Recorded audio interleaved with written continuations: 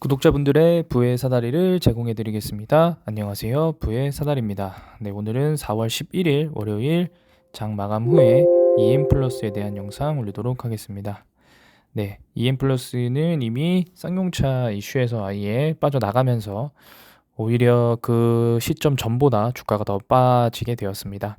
사실은 제가 때 이슈가 있었을 때가 한 4,200원이었나요? 4,100원대였나요? 요때쯤이었던 것 같은데 제가 이때도 한번 이때는 이제 슬슬 정리해야 되는 게 아닙니까? 라는 기타 법인 이슈들 나오면서 그때였는데요. 사실은 물론 시점에 따라서 5,980원 신고가에 매도하셨던 분들은 이보다 훨씬 높은 수익을 얻으셨겠지만 어떤 기업의 가치를 보시고 계속 홀딩하셨던 분들은 그 당시보다 주가가 더 빠진 상태에서 지금 머물고 계실 것 같습니다.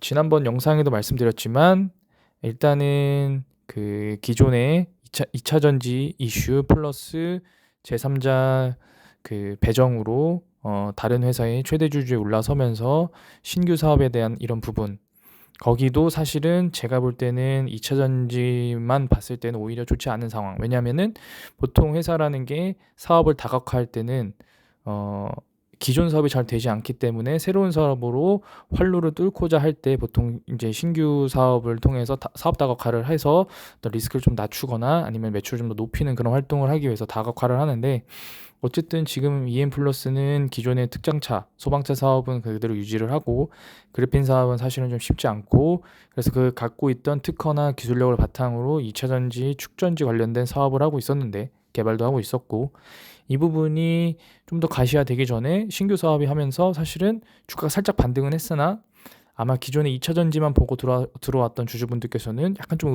의아해 하셨을 수도 있을 것 같습니다. 왜냐하면은 왜 2차 전지를 조금 더 집중하지 않고 신규 사업을 하지라는 생각도 하셨을 수도 있고요. 근데 거기다가 물론 이 종목을 소위 작전하고 있는 세력들은 EM 플러스가 쌍용차에 대한 내용이 나오는 걸 알고 들어갔을지는 모르겠지만, 어쨌든 쌍용차 인수에 대한 내용도 나오면서 처음엔 광림, 두 번째는 제3회 컨소시움, 주가가 결국에 연고점을 돌파했고 포기를 하면서 연고점 대비 거의 반토막 좀 안 되게 한 30% 이상 하락이 나왔습니다. 일단 현재 그런 상태이기 때문에 기존에 만약에 이 기업이 2차 전지로 꾸준하게 그냥 2차 전지 내용만 갖고 있었다라고 하면은 지금 상태는 오히려 4,000원 위에 있었을 수 있겠으나 어떤 그런 차트도 무너지고 수급도 무너지고 재료도 소멸된 상태에서 현재 상황에서는 오히려 더 밑에서 하락해서 조금 횡보하지 않을까라는 생각이 듭니다.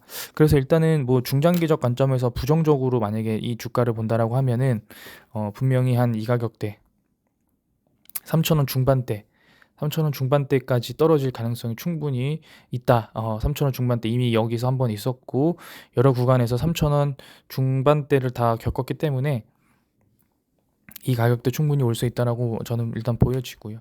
물론 이제 단기적으로 본다라고 하면 현재 가격이 마지막 라인일 수도 있지만, 일단 일본 기준으로 볼만하다는 훨씬 밑에 있습니다. 3,300원대 있고요.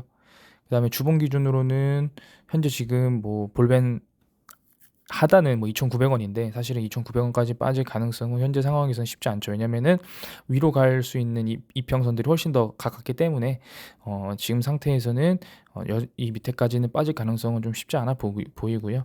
어쨌든 현재는 하락이 좀 더 추가될 수 있는 부분들이 충분히 있다라고 좀 생각하시면 좋을 것 같습니다. 매매 동향 같은 경우에도 보게 되면요, 일단은 연기금이 다 나갔죠. 사실 연기금은 저는 크게 의미 없다라고 말씀을 드렸는데, 왜냐면은 이게 만약에 쌍용차 인수에 성공한다라고 했으면 선취매를 통해서 충분한 수익을 얻을 수 있다라고 판단했으면 연기금이 소액으로 선취매를 했었을 텐데, 이것들 그대로 다 나갔죠. 들어왔고 다 나갔고, 그렇고 추가적으로 기타 법인도 이때 이미 다 털었기 때문에 현재는 아예 매매가 없습니다. 그래서 현재는 어떤 이 지금 EM 플러스라는 기업은 사실은 결국에 이 수급이라는 거는 어떤 주체의 매수입니다. 수급과 재료 이퀄 뉴스죠. 이 두 가지에 의해서 움직입니다. 근데 지금 현재 수급은 지금 없어졌죠. 수급이 없죠. 왜냐면은 현재 지금 매수하는 주체에 대한 어떤 특이 동향이 없습니다.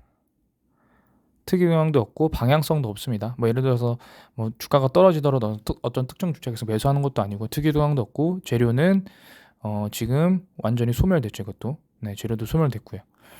뭐 기존에 2차 전지 남아 있는 거 아니냐라고 뭐 할 수도 있겠는데요. 일단은 뭐 그 부분은 뭐 맞기는 하나 기본적으로 현재 지금 EM 플러스가 갖고 있는 어떤 기존의 사업들 그런 내용들이 다시 어떤 진전된 내용들이 나오기에는 현재 상황에서 좀 쉽지 않지 않나라는 좀 생각이 듭니다.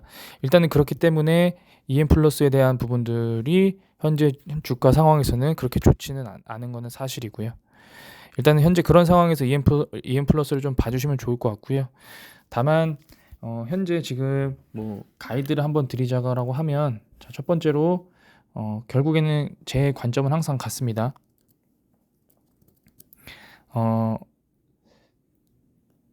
자금의 어떤 보유 기간이 길다. 사실 그러면은 홀딩 추매를 들어갑니다. 근데 이제 추매는 아직은 아니라고 보고요. 근데 반대다, 짧다. 그러면 사실은 반등 올 때 비중을 조절해야 되는데요. 비중 축소를 해야 되는데요. 사실은 제 개인적인 스타일상 이거는 맞지 않거든요. 다만 가장 전제 조건은 EM 플러스보다 더 나은 종목을 찾을 수 없다.